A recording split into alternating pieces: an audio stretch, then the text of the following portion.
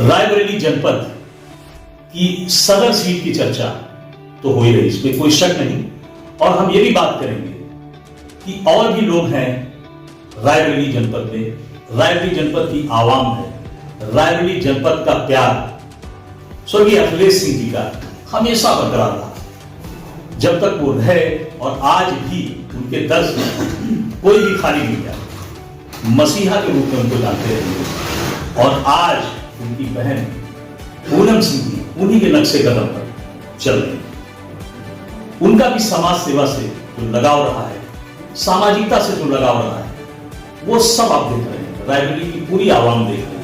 हम ये बात करेंगे कि आवाम रायबरेली की किस तरह विधायक जी का समर्थन करती थी, बंद आंखों से समर्थन करती थी। और आज स्थिति कुछ ये है कि हम उस पर भी रोशनी डालेंगे तो कहीं ना कहीं कुछ भूचाल सा आ गया है। ऐसे में आवाम की बातों के साथ साथ स्वर्गीय अखिलेश सिंह जी की बहन हमारे साथ मौजूद हैं, जिन्होंने हमेशा जब से शुरुआत की नेक काम किया, उनसे चर्चा है। कुछ सवाल हम आपसे पूछेंगे और कुछ नहीं पूछेंगे, इस बात का डर भी है।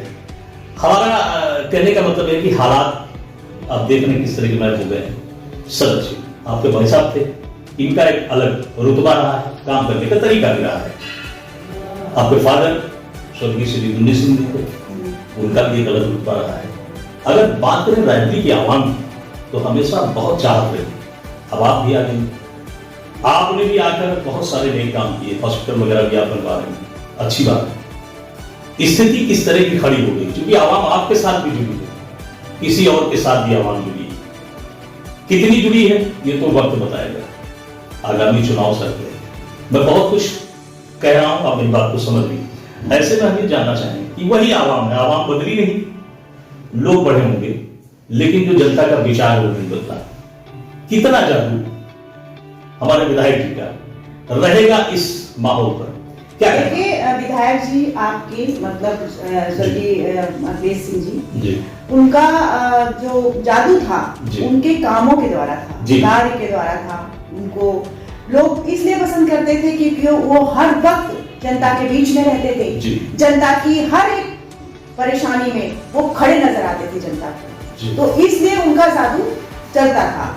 आज वो बात नहीं है, क्योंकि जो एक जनता को जो एक लीडर चाहिए, जो एक नेता चाहिए, वो जनता परेशान है कि मैं जाऊं किधर, कहां जाऊं, किससे कहूं, क्योंकि कोई सुनने वाला नहीं है। तो इसलिए जो इतने सालों में जो जादू भैया का चलता रहा है, वो जादू तो अब खत्म हो जाएगा। अच्छा, मैं ये मान लूं कि स्थिति कुछ और कहती है, हालांकि वो वक्त की बात है, वो भी वक्त आएगा।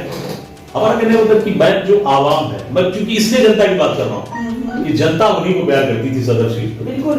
और अब फिर जनता की इसलिए मैं चर्चा कर रहा हूँ कि अगर आप राजनीति में आती हैं कि नहीं आती हैं, आएंगी तो भाई निश्चित है, बिल्कुल आऊंगी। और राजनीति में जब आएंगी तो वही प्यार जनता को आपने दिखा है। क्या लगता है कि जनता को वो चीजें आप आने वाले टाइम में देंगी जो विधायक जी देते थे? मैं पूरी कोशिश कर रही हूँ, बल्कि आगे करती रहूंगी कि मैं जनता के लिए उनका विकल्प बन सकूं और उनके जैसे कार्य किए हैं, उनकी भी चर्चा आप बिल्कुल करें। क्योंकि मेरे पिताजी, ये मेरा और मेरे भाई का वो नहीं था, ये तो मेरे पिताजी ने जो हम लोगों के अंदर संस्कार दिए हैं, उसका परिणाम है कि हम लोग किसी का भी दर्द तकलीफ देखते हैं तो जितना हो सकता है हम लोग सोचते हैं कि उसको दूर करने का प्रयास करें। वही चीजें हैं, वही लोग हैं जैसा आपने कहा है। लेकिन जो इधर का है कि लोग उस चीज को महसूस नहीं कर रहे हैं या करवाया नहीं जा रहा है, या वैसे लोग मेरे जैसे भैया का था कि उनके पास आते थे, लोग डायरेक्टली आते थे। उनका कहना था कि आप किसी के सिफारिश से मत आओ मेरे पास, और आप डायरेक्टली आओ। डायरेक्टली उनसे लोग मिलते थे और उनका काम होता था। तो कोशिश करूंगी कि मैं वैसा ही, मैं सबसे कहती हूँ, अपने सदर से लोगों से कहती हूँ कि आप लोग डायरेक्टली मिलिए, जो मुझसे हो सकेगा मैं आप लोगों के लिए हमेशा खड़ी नजर हूँ। क्योंकि चर्चा ये करना मजबूरी है कि 2022 का आगामी विधानसभा चुनाव भी है। ऐसे में हर आदमी इंतजार में बैठा है, स्थिति चूंकि बदलती है। इसलिए मुस्लिम कम्युनिटी कुछ सोच रहा है, कायस्थ समाज कुछ सोच रहा है।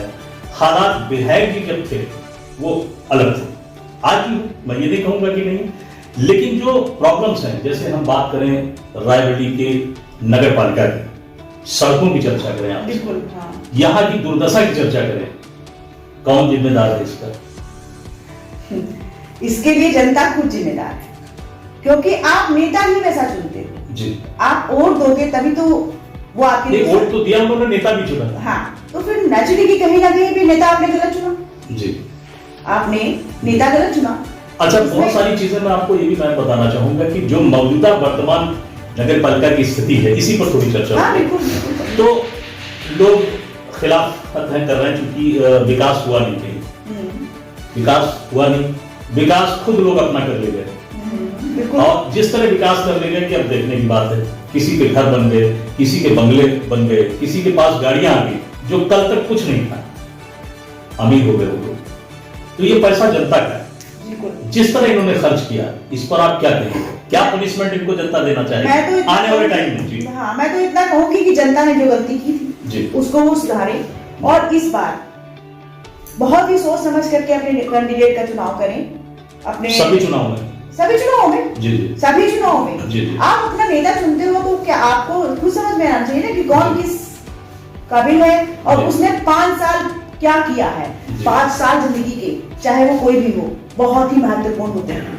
क्या लगता है आपको कि नगर पालिका चुनाव जब हुआ उस समय भाई साहब थे, भाई साहब का भी जादू रहा, बिल्कुल, उनके जादू को दरकिनार करके उनके जाने के बाद जो परिस्थितियां पैदा हुई, कहेंगे कुछ इस पर? बिल्कुल कहूंगी मैं, क्योंकि नगर पालिका की जो हालत है वो मैं भी देख रही हूँ कि बहुत ही गलत हो रहा है जी। और मुझे तो लोग बुलाकर के ले जाते हैं कि बेटा मेरे मोहल्ले में आकर के देखो, और मैं जाती हूँ, देखती हूँ, हालांकि मैं फोन भी करती हूँ।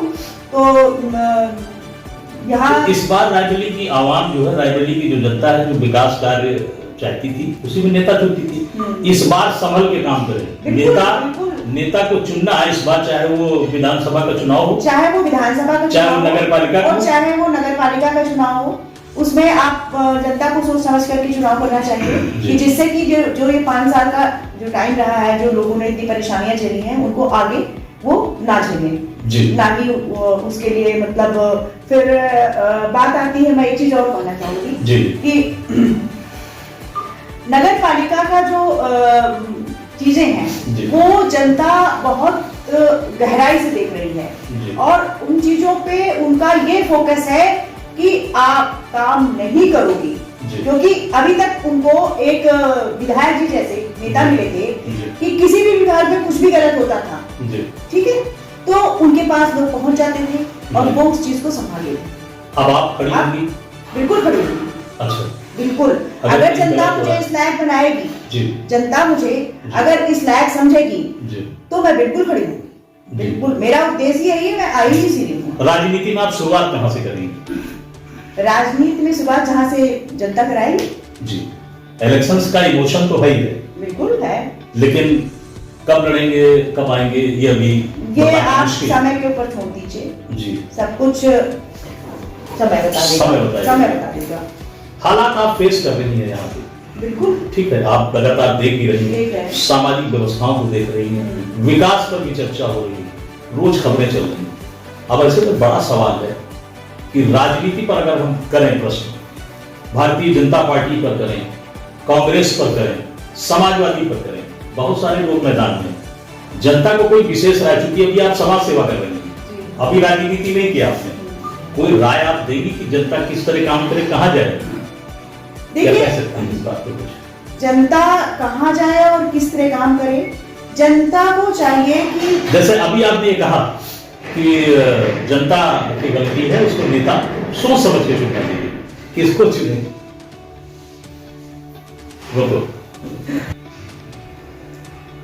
ब्रेक के बाद मैं फिर हाजिर हूं। मैं हूं रवि श्रीवास्तव और आप देख रहे हैं टाइम्स 8 न्यूज उत्तर प्रदेश। रायबरेली की मैं चर्चा कर रहा हूं, रायबरेली जनपद के विकास कार्यों की मैंने चर्चा की। हमारे साथ स्वर्गीय अखिलेश सिंह जी की बहन पूनम सिंह जी मौजूद हैं। इनके आने से रायबरेली जनपद की आवाम की जो खुशी है वो शायद मैं आपको बता पाऊंगा। और विकास कार्यों पर चर्चा, चुनाव पे चर्चा और मुश्किलों पर भी चर्चा, हालात पर भी चर्चा, देखते रहिए। हम फिर से शुरू कर रहे हैं। मैं ये बताइए कि जो चुनावी समीकरण, जो रायबरेली का इतिहास रहा 35 साल 50 साल की चर्चा कर सकते हैं, तो आपके भाई साहब का रुतबा रहा, काम किया उन्होंने, गरीबों के लिए काम किया, मजलूमों के लिए काम किया, सबकी मदद की। कभी अतिक्रमण शहर में हुआ, फट से खड़े हुए, कोई मुश्किल आई लोग पहुंचे, उन्होंने काम किया। किसी को कोई दिक्कत, चाहे वो आर्थिक सामाजिक, हमेशा खड़े हुए। या हम लोग भी जानते हैं यही के रहने वाले हैं। ऐसे में आप उनकी बहन है, हम लोग भी बड़ी अपेक्षा रखते हैं कि आपके कामों से लोगों को, गरीबों को, मजलूमों को फायदा हो और उनको आराम पहुंचे। स्थिति कुछ और है, शहर के हालात कुछ और है, पारिवारिक विडंबनाएं भी। हमारी चर्चा चुनाव पर, चुनाव पर हम ये कह रहे हैं कि 3-3 4-4 पार्टियां मैदान में आ रही हैं। चुनावी समर जो राजनीतिक है, खासकर रायबरेली की चर्चा है। रायबरेली में 3-3 पार्टियां, 4-4 पार्टियां आ रही। ऐसे में अभी कांग्रेस का कोई क्लियर नहीं है, समाजवादी का भी इशारों में है, भारतीय जनता पार्टी भी सामने। ऐसे में जैसे अभी आपने कुछ देर पहले कहा कि चुनाव, जो भी वोटर हैं, जो भी लोग हैं यहाँ पर, वो सोच समझ के नेता चुने। आप ये कहते हैं पार्टी कौन चुने, ये मैं नहीं कह सकता हूं, ये आपके अपने विचार हैं। आप रखें कि नेता गलत चुन लिया जाता है। इस बार भी चुनाव है, नेता की ना बात करके पार्टियों की बात करेंगे, तो कैसे जनता कैसे तय करे? जनता नहीं, ये मेरा कहना ये है कि जो पार्टी जात और धर्म से ऊपर उठ करके विकास का कार्य करेगी, वही पार्टी जनता को चुनना चाहिए। सबसे पहली बात ये होना चाहिए। दूसरा ये है कि विकास के नाम पे बहुत सारी चीजें होती हैं, जबकि विकास दिखता नहीं है। ठीक है, वो भी जनता को दिखाई पड़ना चाहिए कि अगर ये चीज नहीं हुई तो क्यों नहीं हुई है, हमारा अधिकार है। जनता ने जो गलती करी, नगर पालिका चुनाव को लेकर बात करें और भी चुनाव बहुत सारे हुए, ब्लॉक प्रमुख के हुए, तो इस तरह क्या गलती में किस तरह का सुधार करना चाहिए? मैं सलाह भी, आप राजनीति में अभी फिलहाल तो नहीं आई है, समाज सेवा कर रही है, तो ऐसे में जनता को कैसे तय करें कि ये सही है कि गलत है? देखिए, जनता को सब कुछ दिखाई पड़ता है। अच्छा, सिर्फ ये है कि कभी प्रेस में आकर के, या कभी भाईचारे के नाते हो, या कभी आपके पिताजी ने मेरे लिए ये किया था, इस नाते वो गलत लोगों का साथ दे देती है जी। तो चीजों से बचना, कुछ चुनाव में गलतियां जो वोटर से हो जाती है या आवाम से हो जाती है, उसमें सुधार करें। ऐसे में एक प्रश्न मैं और है आपसे, मैं ये जानना चाहूंगा कि रायबरेली के विकास में नगर पालिका का भी रोल है, और भी पद हैं, सांसद का भी रोल है, विधायक का भी रोल है, सबकी जिम्मेदारियां हैं। 35 साल अगर हम बात करें राजनीति को, तो 5 बार तो भाई साहब विधायक रहे, और भी लोग हैं। ऐसे में बड़ा सवाल है विकास को लेकर, अभी भी लोग महरूम नजर आ रहे हैं। शहर की चर्चा करें, बाहर की चर्चा करें, भाई साहब थे तो वो व्यक्तिगत भी मदद करते थे लोगों की, चुनाव से कोई उनको मतलब नहीं रहता था, वो श्योर रहते थे कि चुनाव जीतना, क्योंकि ये लगाव जनता का था। कम्युनिटी कोई भी रहती हो, आवाम कोई भी, जाति धर्म की राजनीति कभी विधायक ने नहीं करी, अगर करते तो शायद। तो ऐसी सूरत में जो लोग बदल देते हैं सिस्टम, कभी निकल गए इधर, कभी जो पार्टियां, जो भी जैसे मान लीजिए शशिकांत शर्मा जी की बात करें, न्यू स्टैंडर्ड की, तो वो कभी राजनीति में नहीं आए, अब वो बाउंड्री से बाहर आके राजनीति कर रहे हैं, फीस के नाम पर लोगों को खून चूस लिया, प्राइवेट लोगों। तो हम ये चर्चा करेंगे जो लोग पाला बदलते हैं उनका क्या हाल होता होगा या होगा? उनका बहुत ही बुरा हाल होता है जी। क्योंकि जब आप किसी एक के साथ जी, आप किसी एक पार्टी या किसी व्यक्ति या किसी के साथ आप विश्वास नहीं कायम कर पाए हो, तो आप किसी के साथ विश्वास नहीं कायम कर सकते हो जी। कोई आपके ऊपर विश्वास करता है और आप उसके विश्वास को धोखा देते हो जी, तो ये भी बहुत गलत बात है जी। और बाकी तो जनता सब कुछ देख ही रही है, सारी चीजें सभी को समझ में आ रही हैं। और बस मैं इतना कहूंगी कि जो गलतियां पिछली 5 वर्षी में हुई हैं, वो आगे के लिए जनता ना करे। क्या ये बात करें अगर राजनीति की, तो लोगों को अपने संस्कार पर, अपनी जिम्मेदारियों पर रहना चाहिए। जो बड़े पदों पर बैठे हैं, जिनको जनता चुनती है, इलेक्टेड पर्सनालिटीज हैं, उनको अगर हम बात करें, जिनको आवाम चुनती है, क्योंकि एक व्यक्ति नहीं चुनता है, हजारों करोड़ों लोग चुनते हैं, उनकी कोई जिम्मेदारी बनती कि नहीं, चाहे वो परिवार का मसला हो, समाज का मसला हो, देश का मसला हो, दुनिया का मसला हो, हम बात कर रहे हैं सभी लोग, क्या उनकी कोई लायबिलिटी बनती है कि आवाम जो हमको जिताती है, हमको कुछ बनाती है? देखिए, अगर कोई व्यक्ति जिसके अंदर लॉयल्टी होगी, वो सबसे पहले अपने परिवार को प्यार करेगा। परिवार में एक ही व्यक्ति नहीं होता कि आपके माँ बाप हुए, भाई बहन हुए, परिवार में बहुत सारे रिश्ते हैं, आप उन रिश्तों को प्यार ये समाज भी परिवार है, ये आवाम भी एक परिवार से गांव बनता है, मोहल्ला बनता है एक तरह से, फिर उसके बाद गांव बनता है, उसके बाद वो शहर के रूप में परिवर्तित होता है।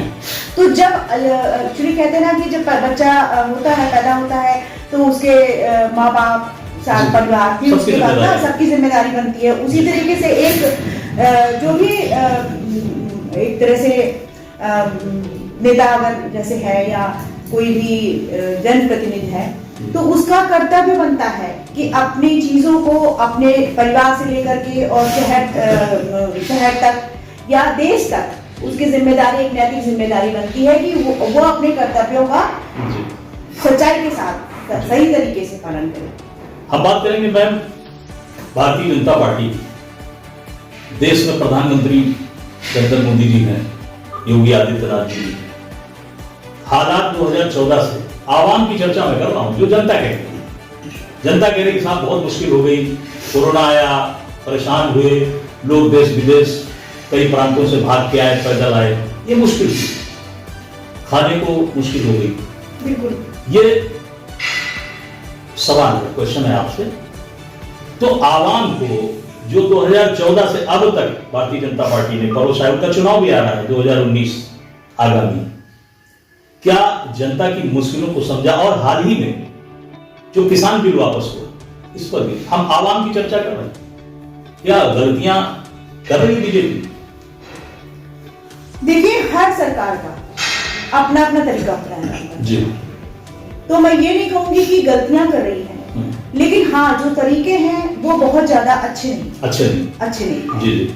और उनमें काफी चीजें ऐसी हैं कि जो कि जैसे कि अभी बिल इतना सब कुछ हो जाने जब 750 किसान चले गए, मैंने कहा ना कि इतना कुछ हो जाने के बाद जब किसी भी बिल को अगर आप वो करते हो, कोई भी काम करते हो आप, इतना सब कुछ खत्म हो जाने के बाद इतनी एक तरह से जिनके घर के लोग गए होंगे उनका आप पूछिए कैसा क्या हाल होगा, तो उसका कोई मतलब नहीं रह जाता है। बात बिगड़ने के बाद बात बनाने का कोई मतलब नहीं रह जाता है, मेरा कहने का ये मतलब। मैडम, जब कभी आप राजनीति में आएंगी, हाँ, तो किसके रूल रेगुलेशन आपको पसंद है? कौन सी पार्टी पसंद है? मुझे एक मैं बात आपको फैक्ट कहती हूँ कि मुझे किसी के रूल रेगुलेशन पसंद ही नहीं जी, ठीक है।